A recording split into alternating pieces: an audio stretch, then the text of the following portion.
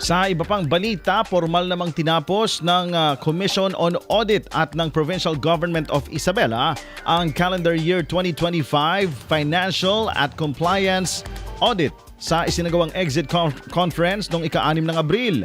Dinaluhan ang nasabing pagpupulong ng mga finance officers ng lalawigan, mga department heads at mga state auditor ng COA upang talakayin ang resulta ng audit na sumaklaw sa mga transaksyon at operasyon ng pamalahaang panlalawigan para sa taong 2025. Isinagawa ang field audit mula Disyembre o ika-9 ng Disyembre taong 2025 hanggang ika-31 ng Marso taong 2026 kung saan sinuri ang pagsunod ng PGI sa mga umiiral na patakaran at regulasyon ng pamahalaan, pati na ang wastong paggamit ng pondo ng bayan.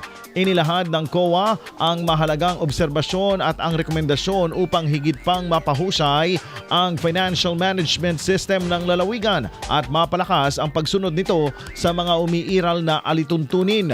Ipinahayag naman ng pamahalaang panlalawigan ng Isabela ang kanilang buong suporta at pangako na tutugunan ang mga natukoy na obserbasyon ng COA.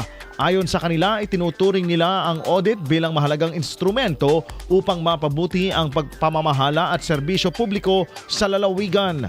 Ang taunang audit ng COA ay bahagi ng kanilang hakbang upang tiyakin ang maayos na operasyon ng mga ahensya ng pamahalaan, masiguro ang pagsunod ng mga polisiya o sa mga polisiya at makapagbigay ng mga rekomendasyon para sa higit na mahusay na pamamahala sa pananalapi ng bansa.